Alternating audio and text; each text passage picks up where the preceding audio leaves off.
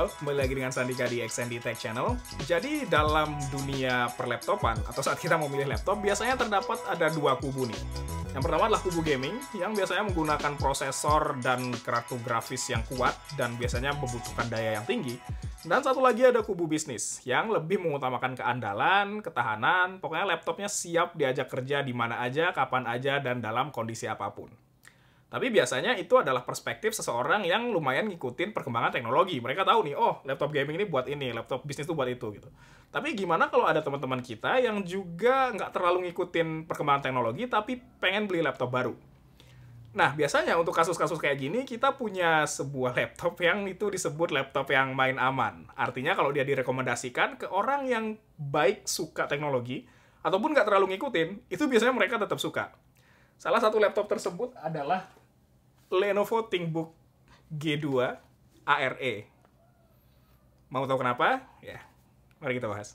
Ngelihat si Lenovo ThinkBook 14 G2 ini, saya langsung dapat impresi bahwa ini adalah laptop yang serius. Perhatiin aja, desainnya elegan dengan bodi berbahan aluminium dengan tekstur doff berwarna dual tone mineral grey. Nggak ada tuh lampu-lampu LED warna-warni atau desain-desain yang berlebihan. Pokoknya kelihatan cakep dan premium. Pas dipegang juga tekstur doff ini enak banget dan berhasil ngasih impresi laptop yang mahal. Padahal laptop ini harganya nggak sampai 10 juta, tapi pas megangnya kerasa bahkan 15 juta pun masih masuk akal kalau laptopnya kayak gini. Bahan bodi aluminium ini memungkinkan laptop ini hanya berbobot 1,4 kg dengan bentangan layar 14 inci. Laptop ini tersedia dengan berbagai opsi pilihan layar. Namun saran saya, jika mau meminang laptop ini, ambillah layar yang IPS karena reproduksi warna dan viewing angle-nya bagus. Sedangkan untuk panel TN-nya, warna dan viewing angle-nya bisa dibilang cukup parah. Agak nggak enjoy makainya. Unit yang saya pakai di sini memiliki layar IPS. Sebenarnya nggak ada yang terlalu spesial sih dari layarnya, tapi nggak jelek juga. Panel ini memiliki resolusi Full HD 1080p, namun dengan keakuratan warna hanya 45% NTSC. Bukan yang terbaik dalam hal ini. Namun karena dia adalah panel IPS, viewing angle dan reproduksi warnanya cukup hidup dan enak untuk digunakan. Oh ya, ada lapisan anti-glare juga yang mencegah pantulan cahaya terlalu parah pada layar. Di atas layar terdapat webcam beresolusi 720p yang cukup banget buat video conferencing. Yang menarik adalah webcam ini dilengkapi dengan Think Shutter yang memungkinkan kita untuk secara fisik nutup webcamnya. Jadi lebih yakin bahwa privasi kita terjaga. Dan tentu aja kita nggak perlu nutup pakai lakban. Di bawah layarnya terdapat deck keyboard dengan finishing doff yang terasa premium, mirip dengan bagian luar laptop ini. Sebuah tombol power bertengger di kanan atas yang juga memiliki sebuah ring lampu yang menyala dan menyatu dengan sensor sidik jari. Jadi gampang banget buat login ke komputernya. Ini juga salah satu fitur yang bikin laptop ini terasa makin elegan dan jujur terasa makin mahal. Untuk port, Lenovo di sini ngasih lengkap. Di kanan ada SD card reader, USB 3.2, LAN RJ45, dan Kensington lock. Sementara di kiri ada dua buah USB-C yang bisa dipakai juga untuk nge-charge laptopnya.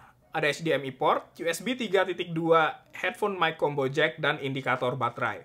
Jadi, mau dipakai untuk ngedit multimedia, dipakai kerja yang butuh berbagai USB device, dan koneksi ke layar eksternal pun, laptop ini nggak perlu dongle. Jadi, konektivitasnya udah enak. Yang enak juga di laptop ini adalah keyboardnya. Oh my god. Feel keyboardnya sangat clicky, dengan tactile feedback yang cukup. Dan nggak mushy atau alat sama sekali. Jadi, kalau dipakai ngetik, nyaman banget meskipun dalam durasi waktu yang lama. Keyboard ini juga dilengkapi backlit yang bikin ngetik di tempat gelap jadi gampang. Keycaps-nya juga didesain biar cahaya dari backlit-nya bisa tembus. Jadi huruf-huruf di keyboard-nya ikutan nyala. Nice. Nemenin keyboard-nya adalah sebuah trackpad dengan ukuran yang sedang-sedang saja. Namun udah menggunakan Windows Precision Driver. Precision Trackpad ini bikin pengalaman pakai trackpad-nya lebih akurat dan lebih enak gestur-gesturnya dibandingkan dengan driver-driver lain seperti driver Elan. Saya lupa namanya. Pokoknya, kalau dari sisi interface untuk kita berhubungan langsung dengan laptop ini, yaitu keyboard dan trackpad, ini laptop udah enak banget. Tapi gimana dengan performanya? Unit ThinkBook 14 saya ini ditenagai oleh sebuah AMD Ryzen generasi keempat, yaitu Ryzen 3 4300U, serta prosesor grafis AMD Radeon dengan RAM 4GB dan penyimpanan 256GB. RAM bawaan pada laptop ini bersifat single channel, artinya RAM-nya itu cuma ada satu keping, sebiji. Padahal, kalau kita menggunakan setup dual channel di sebuah APU, seperti AMD Ryzen 3 ini, itu performa yang bisa kita dapetin atau lonjakan performanya bisa dibilang cukup signifikan.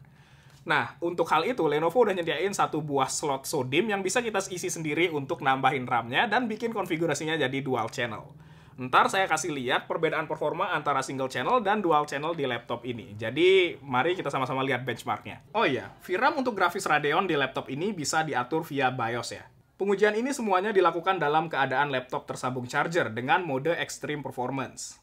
Oke, kita mulai dari performa menggunakan RAM 4GB single channel bawaan laptopnya.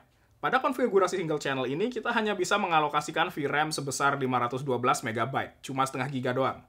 Pada pengujian Cinebench R15, kita mendapatkan skor 574, dan di 3D Mark Firestrike, skor laptop ini adalah 1403, dengan skor grafis 1603. Dari data yang dimiliki 3D Mark, skor unit kita cukup kalah jauh dengan unit lain yang menggunakan prosesor yang sama.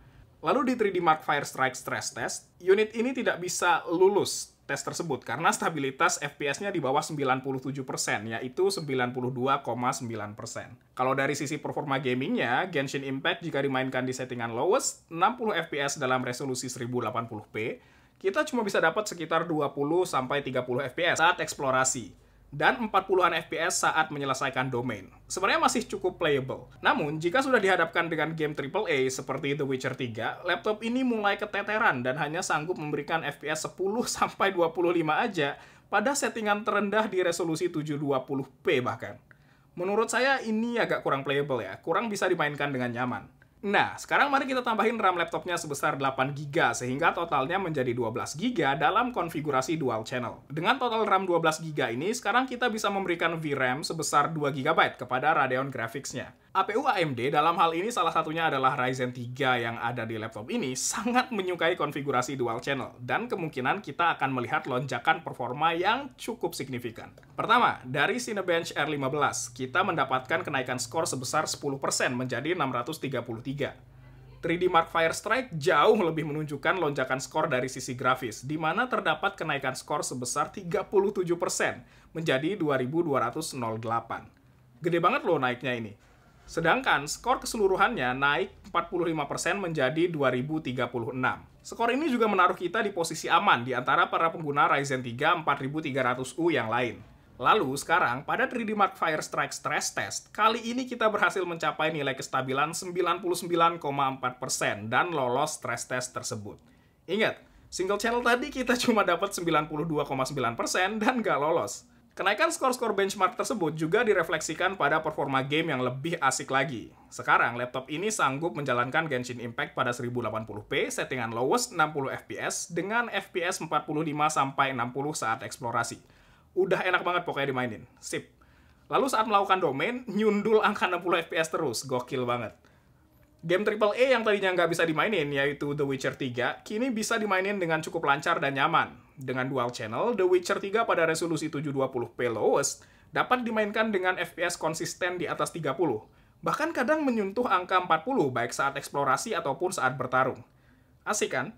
Jadi bisa dibilang, performa akan naik cukup jauh saat konfigurasi RAM dibuat menjadi dual channel. Semua konfigurasi tadi dibekali dengan baterai berkapasitas 45 Wh. Nggak terlalu besar sih memang. Dengan penggunaan ringan seperti ngedit dokumen sambil nonton video dan browsing-browsing di kecerahan setengah, laptop ini bisa bertahan 6-7 jam.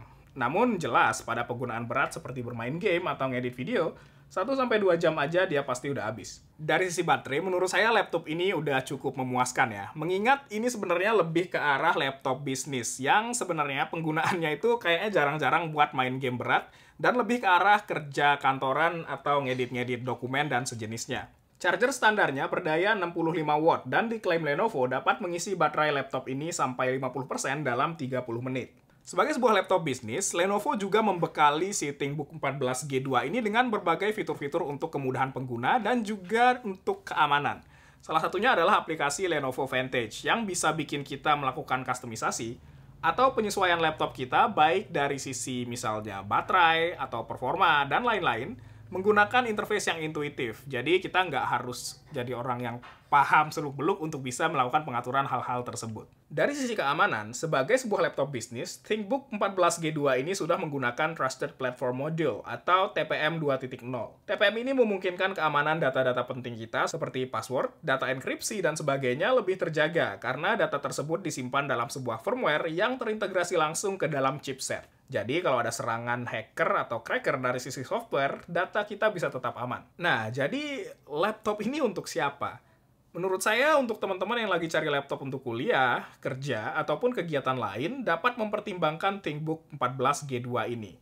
Khususnya jika kerjaan teman-teman lebih ke arah office dan nggak terlalu perlu komputasi grafis yang ekstrim seperti 3D modeling atau ngedit video beresolusi 4K. Dengan performa yang mumpuni, ketahanan baterai yang cukup, dan keyboard serta trackpad yang mantep banget, laptop ini adalah pilihan menarik sebagai pendamping dalam meningkatkan produktivitas sehari-hari. Eits, tapi tunggu dulu. Kalau mau beli laptop ini, jangan beli yang ini.